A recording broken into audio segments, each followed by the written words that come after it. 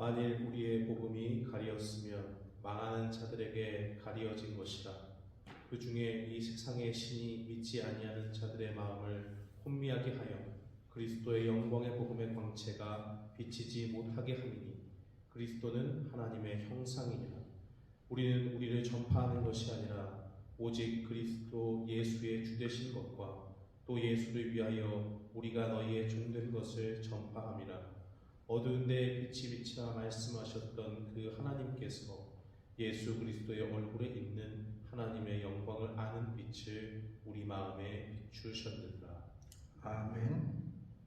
우리 사순절 둘째 주 금요일에 하나님 앞에 드릴 때에 우리 한 마음으로 함께 고백합니다.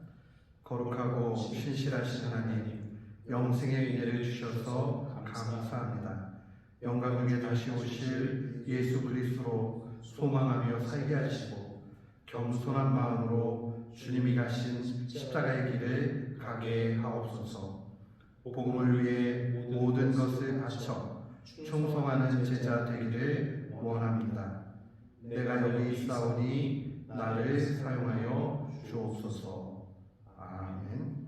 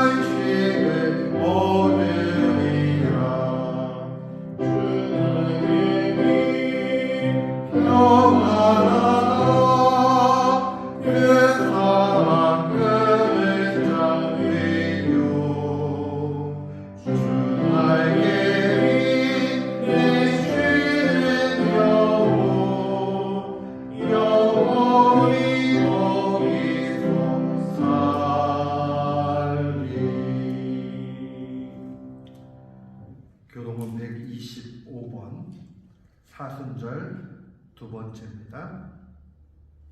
교동문 125번.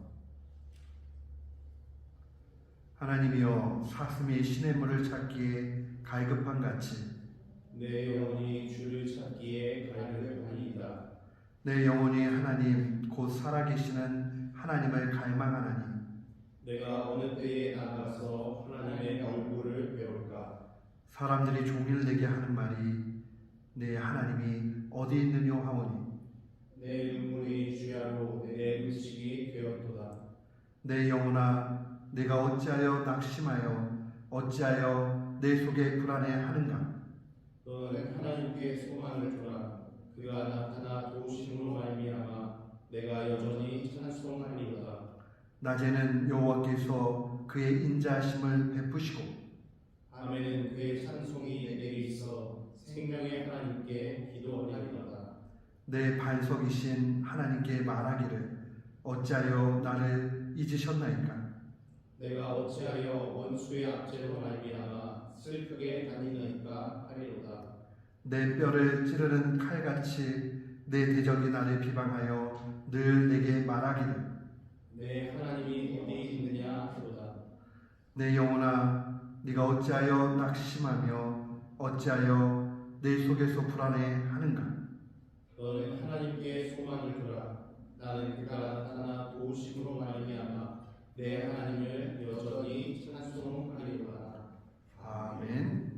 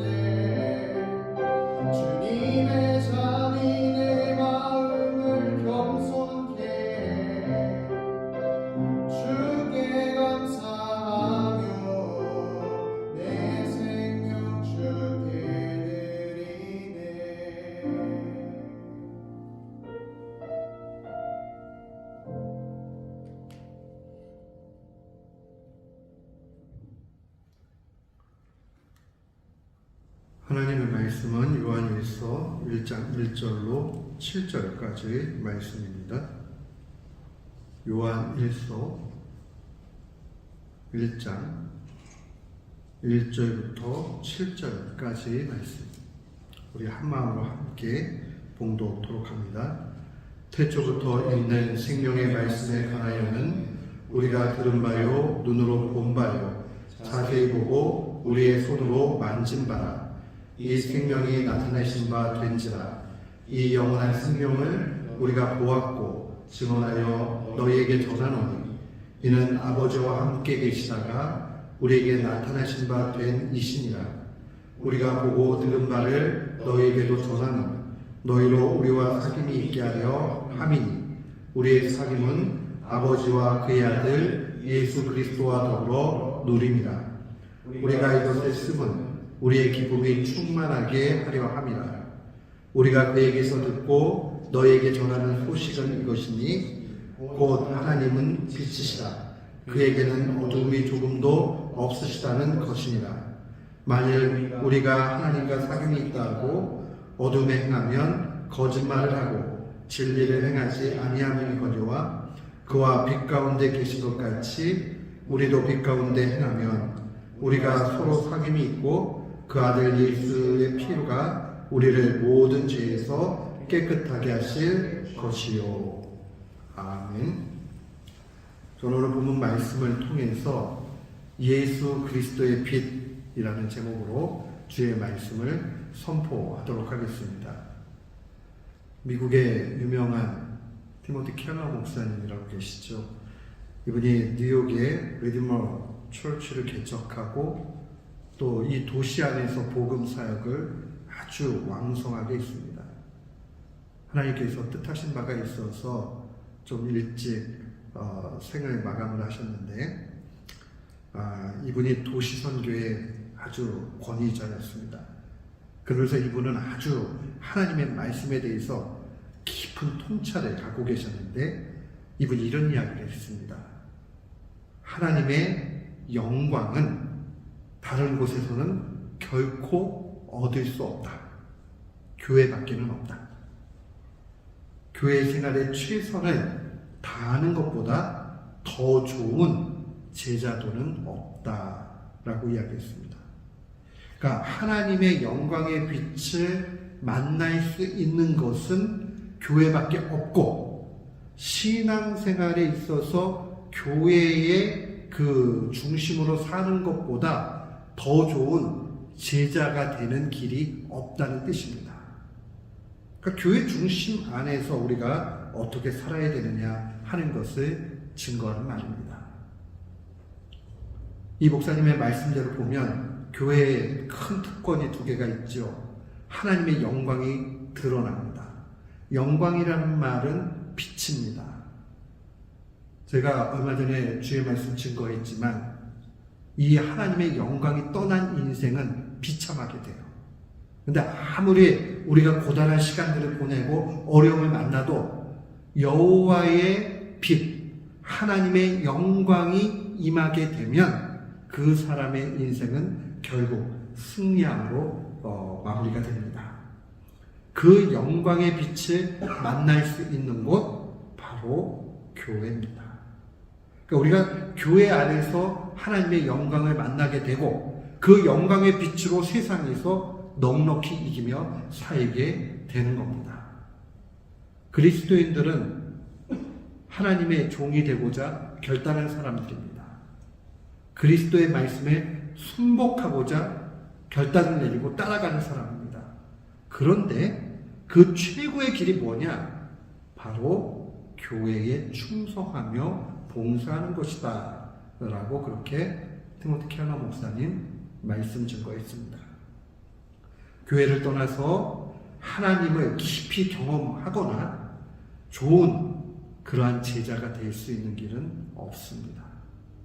그러니까 우리가 언제나 교회 중심으로 그렇게 가야 됩니다. 그게 하나님의 방법입니다. 우리가 예수 그리스도에 대한 수많은 증거들을 말씀 속에서 볼 수 있는데 아주 독특한 바울의 증거가 하나 있습니다.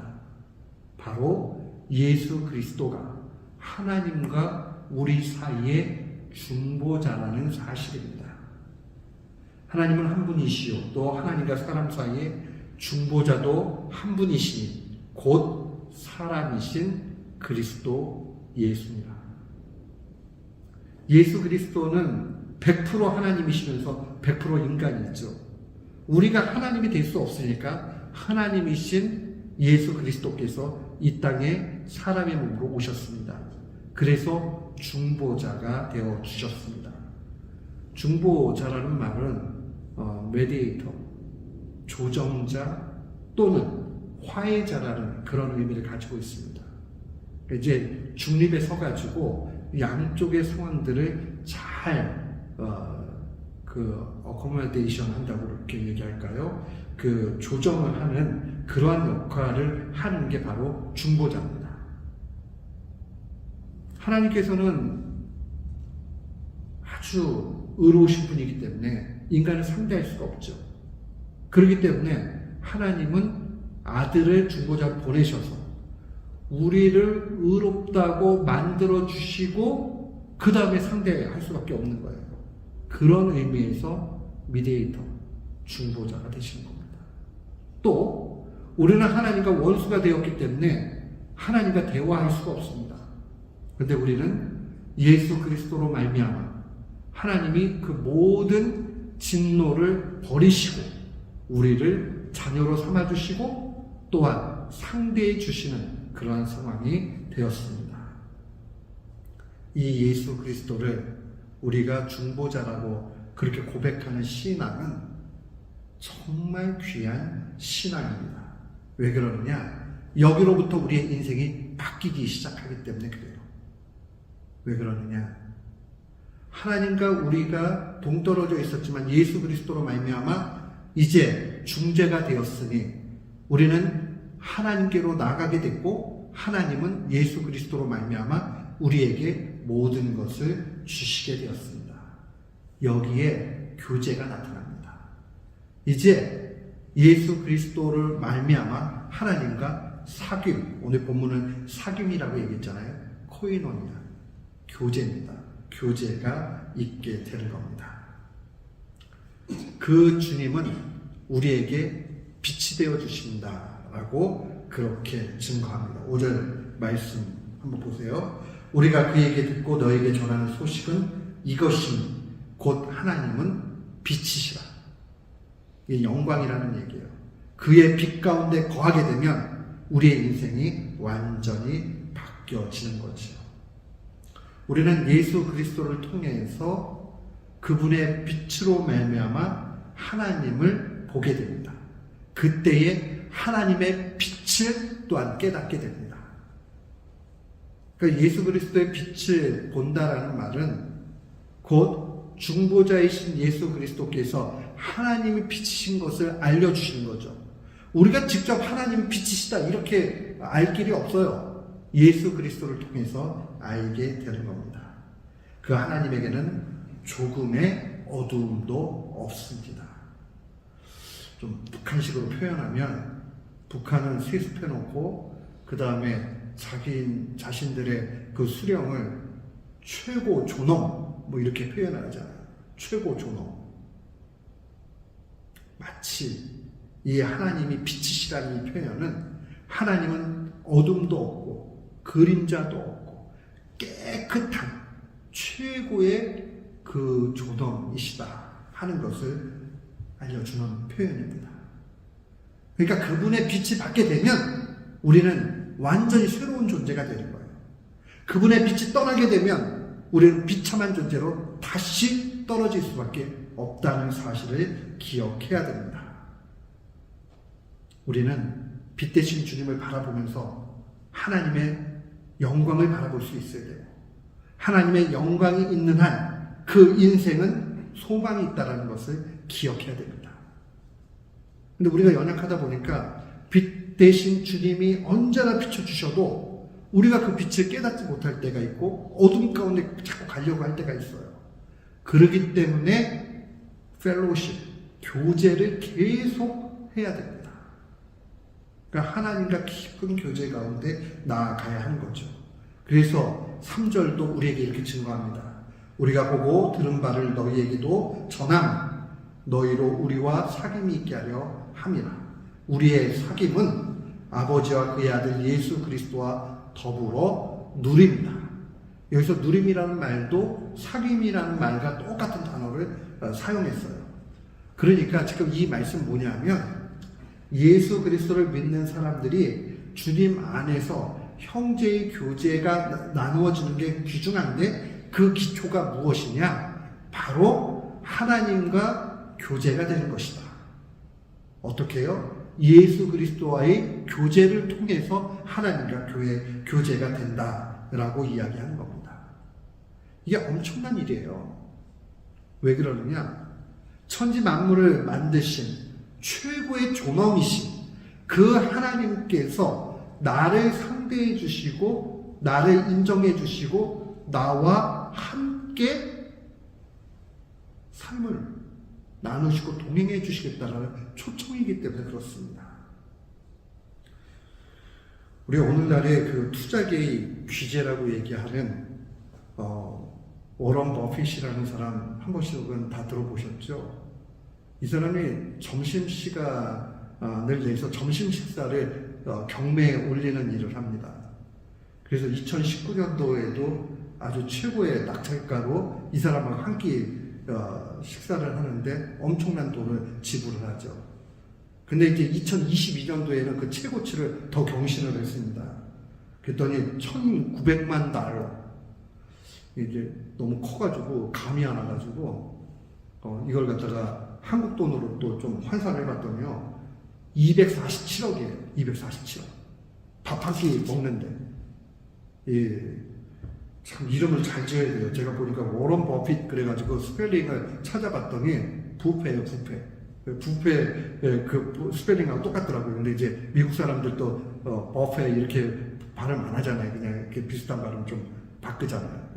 워런 버핏이 점심 한 끼 같이 먹어주면 240억을 내야지 이제 점심 한 끼 먹어주는 거예요.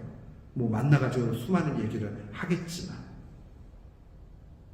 세상에 돈 벌 수 있고 대단한 사람과의 식사도 이 정도의 가치가 있는데 천지 만물을 만드신 주님 우리와 교제하시겠다라고 예배로 또 우리의 삶 속에 초청하십니다. 우리가 그 초대의 그 성령들이 얼마나 귀중한지를 안다면 우리는 마땅히 그 자리로 나갈 것입니다. 그러니까 왜 주님이 이 초청을 하시는가? 이 초청이 얼마나 비싼지요? 값으로 환산할 수가 없어요. 그래서 값으로 따질 수 없는 것을 priceless라는 말을 사용하잖아요. 미국 사람들이. 값을 매길 수 없다. 그러니까 free. 그러니까 값을 매길 수 없으니까 주님이 그냥 공짜로 우리를 불러주시는 겁니다. 그게 예배예요. 그러니까 우리가 한번 하나님 앞에 예배자로 오게 되는 게 얼마나 큰 감격이고 은혜고 귀중한 일인지를 기억해야 됩니다. 예배를 미국 분들이 서비스라고 이야기하죠. 그 서비스라는 말이 봉사고 섬김이죠. 원래는 우리가 하나님 앞으로 나아가는 봉사라고 생각을 했습니다. 근데 오늘날 이 신학자들, 예배학을 연구하는 학자들이 결론을 내리기 시작을 했습니다. 보니까 그게 아니더라. 하나님이 우리를 위해서 잔치를 만들어 주시고 그 잔치라는 건 좁혀서 이야기하면 성찬식을 얘기하는 거예요. 예배의 가장 중심에 있는 그 성찬식을 통해서 당신의 몸을 우리에게 먹여주시려고 우리를 초대하시는 거다. 그러니까 예배는요, 값을 매길 수 없는 그 엄청난 그 가치의 예배를, 잔치를 초대받아서 오는 것을 얘기합니다. 그리고 주님께서 내 몸을 받아 먹으라 라고 말씀하실 때에 우리는 그의 초대에 응해서 받아 먹는 거죠. 이게 얼마나 값진 일인가 한번 생각해 보세요. 예배를 드릴 때마다, 그러니까 우리가 이 땅에서 많은 거 얻지 못해도요, 예배를 드릴 때마다 엄청난 수지 맞는 일들을 하는 것이라는 것을 기억해야 됩니다. 그러니까 주님이 우리를 그렇게 예배자로 불러주신 것을 알아야 됩니다. 우리가 어떻게 하면 이 삼위일체 하나님과 더불어서 교제하면서 나아갈 수 있겠습니까? 오늘 본문의 말씀 깊이 묵상하면 두 가지의 길을 이야기합니다. 첫 번째는 중보자 예수 그리스도를 통해서 가는 것입니다. 예수 그리스도를 통해서 간다는 것은 7절에 있는 대로 빛 가운데로 가는 것을 의미합니다. 빛 가운데로 간다 하는 것은 예수 그리스도의 그 빛 가운데 우리가 나아가서 하나님의 광명 속으로 가게 되지요. 어둠의 길에 가지 않게 되지요. 그렇기 때문에 우리는 언제나 감사하면서 가게 됩니다. 결국 이 이야기는 예수 그리스도를 통해서 살림이 있는 거예요. 그것은 구원의 감격 속에서 감사하면서 사는 것을 뜻합니다. 그러니까요, 우리가 주님 앞에 하나님의 그 빛을 받으면서 이렇게 나아가고 교제하는 것, 구체적으로 우리가 어떻게 하는 거냐? 하나님, 예수 그리스도를 통해서 구원해 주시고 너무 감사합니다. 그 구원의 감격이 크면요, 큰 고통이 와도요, 이기게 돼요. 그 참 희한해요. 믿음이 약할 때는 그 문제가 걱정이 돼서 구원받은 사실 자체가 별게 아닌 게 돼버리는데, 은혜를 충만히 받고 그의 빛 가운데 거하게 되면 그 구원받은 감격 때문에 고통이 아무 문제가 아닌 게 되는 거죠. 마치 이런 것 같아요. 주사 맞는 거랑 비슷해요. 우리 주사 맞을 때 보면 간호사들이 이렇게 해가지고는 엉덩이 같은 데 올 때 엉덩이를 이렇게 탁 치잖아요. 그러면 순간적으로 쏙 들어갈 때 모르잖아요. 그런 것처럼 구원의 감격이 너무 크면 세상에 겪는 어떠한 고통과 어려움도 그것이 별것 아니야 라는 생각이 듭니다. 난 그래도 구원받았잖아. 감사하게 되고 또 감사하게 됩니다. 신자는 그리스도 안에서 언제나 감사가 넘치게 되어 있습니다. 열심히 하나 지치지 않습니다. 체력적으로 지칠 수 있죠.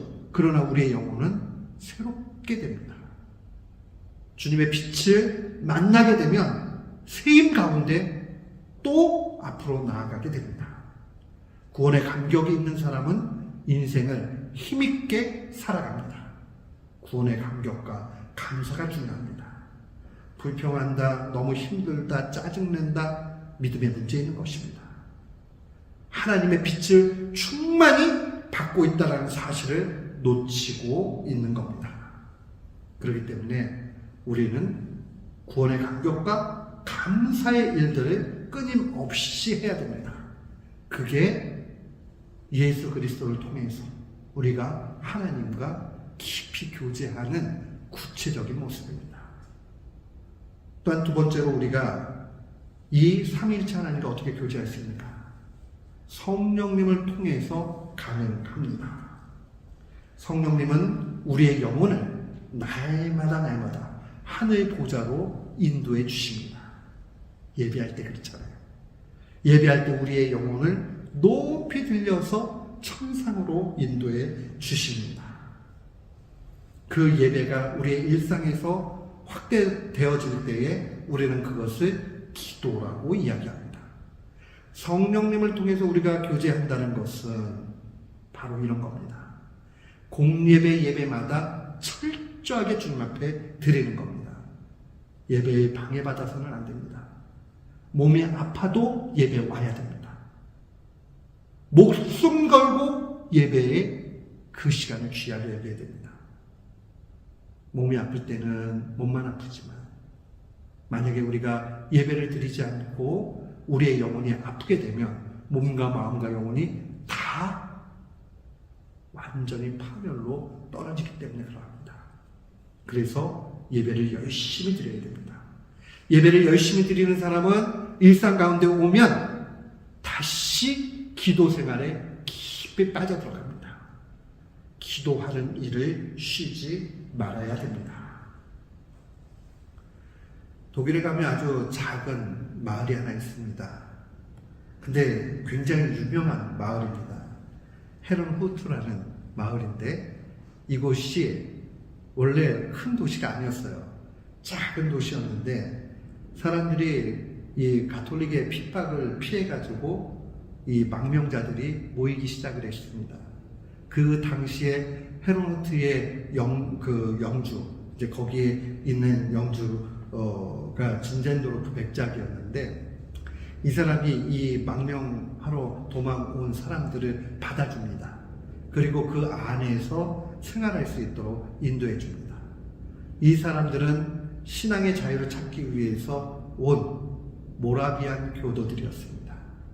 그러니까 경건주의 운동을 했던 사람들이에요. 그래서 1727년에 50명의 사람들이 기도 모임을 시작을 했습니다.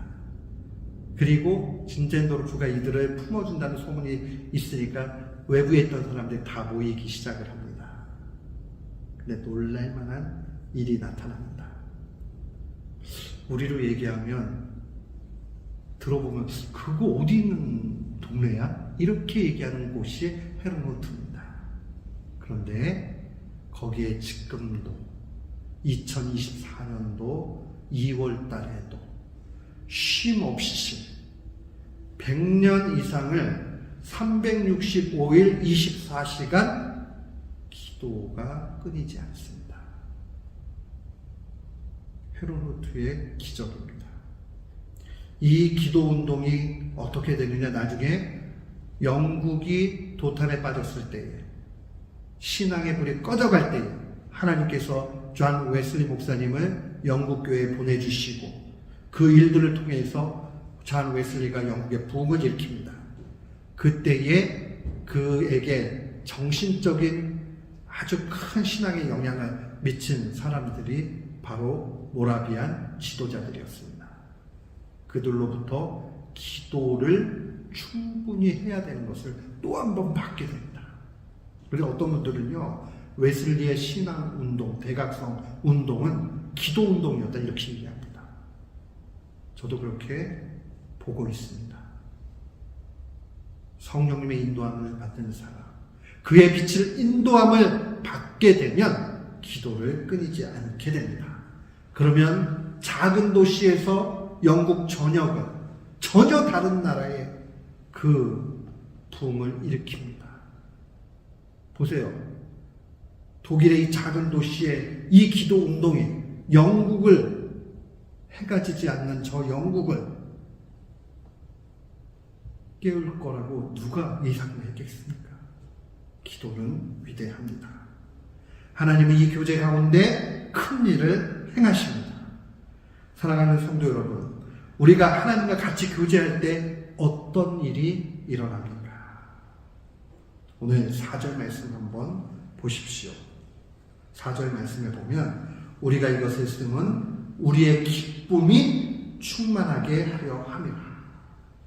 우리의 기쁨이 충만하게 하려 함이라.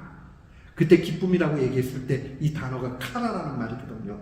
근데 이 카라는 그냥 내 속에서 그냥 갑자기 우러나오는 기쁨 뭐 이런 표현들보다는 어떤 원인 때문에 기쁨이 나오는 것을 얘기합니다. 이 본문대로 이야기하면 이 하나님과 우리 사이에 또 그리스도 안에서 형제 자매들 사이에 이 교제가 일어나게 됐을 때에 그것으로 인해서 큰 기쁨이 나타나는 거죠. 쉽게 이야기하면 우리가 교제할 때에 하나님이 기뻐하시고 우리 성도들이 기뻐하게 된다는 겁니다. 사랑하는 성도 여러분, 우리가 뭘 한들 하나님을 기쁘게 만들 수 있겠습니까? 죄덩이고 할 수 있는 일이 없는데요. 성경 한번 열심히 읽어보세요. 성경 속에 우리가 하나님을 기쁘시게 할 수 있는 일들이 몇 가지 나오지 않습니다. 하나님을 기쁘시게 할 수 있는 그 일들은 바로 주님과 깊은 교제를 나누는 일입니다. 주님이 돈이 없으십니까? 주님이 영광이 없으십니까? 명예가 없으십니까? 우리가 쉽게 이렇게 얘기하죠. 내가 잘 돼가지고 하나님께 영광 돌리려고 그런다. 그 말을 순수하게 받는 게 나쁘다고 생각하지는 않습니다. 그러나 정말 성경적으로 볼 때에 내가 이 땅에서 잘 되고 내가 이 땅에서 뭔가 내세울 있게 될 때에 그게 하나님의 기쁨이 될까요? 아니면 하나님과의 깊은 교제 가운데서 그것이 기쁨이 될까요? 물론 하나님은 좋으신 분이라 우리의 잘됨을 통해서도 기뻐하실 겁니다. 그러나 성경의 원론적으로 원색적으로 우리에게 말씀하시는 것은 바로 하나님과 깊은 교제에 있을 때에 하나님의 기쁨이 된다 하는 것을 알려줍니다. 또한 오늘 말씀을 보면 하나님과 깊은 교제가 있을 때에 엄청난 일이 일어납니다. 바로 어둠의 세력이 물러갑니다. 사탄의 악의 세력은 어둠입니다. 빛이 있으면, 작은 빛이 있으면 어둠은 물러나게 돼 있어요. 근데 주님은 빛 그 자체이시고 밝음입니다. 그러니 그분과 깊이 교제하면 사탄이 틈타지 못합니다. 우리는 이 사실을 분명히 알아야 됩니다. 인생은 죄 때문에 불행합니다. 죄의 문제를 해결하고도 죄를 또 짓기 때문에 또 불행 속에 자꾸 들어갑니다. 근데 우리의 힘으로는 그 죄를 끊을 길이 없어요. 다른 종교는 고행을 하고 노력을 하고 뭐 절제를 하고 이런 걸 통해 가지고 높은 단계에 올라간다고 가르칩니다. 근데 우리는 그런 방법으로 안 된다고 알려줍니다. 어떻게 말을 해주느냐? 은혜를 받아야 됩니다. 은혜를 받는다는 말은 내 노력으로 안 되고 하나님으로부터 오는 그 힘을 얻어야 된다는 얘기입니다. 그 말은 하나님의 빛을 받아야 된다는 얘기입니다. 빛이 오시게 되면 어둠은 물러나게 되어 있습니다. 주님이 우리 속에 가득 차게 될 때 우리는 성령 충만이라고 이야기합니다. 성령 충만하게 될 때에 비로소 우리는 죄를 멀리할 수 있습니다. 주님은 우리에게 요구하십니다. 하나님과의 깊은 교제를 통해 성령 충만한 걸 통해서 어둠의 세력을 물리치라 라고 명령하십니다. 우리가 하나님과 우리만 알고 있는 그 수많은 죄들, 연약함, 이거 뭐 어떻게 이길 수 있는 방법이 없어요. 이길 수 있는 것은 그 밝은 빛을 받는 것밖에는 없습니다. 사순절을 통해서 우리가 기억해야 되겠습니다. 주님의 빛을 받으면 소망이 있고 그의 빛이 없으면 불행밖에 없다. 주님은 우리가 행복하기를 원하십니다.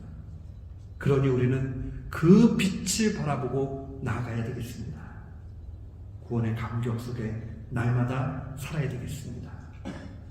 열심히 예배드리고 열심히 깊이 기도해야 되겠습니다.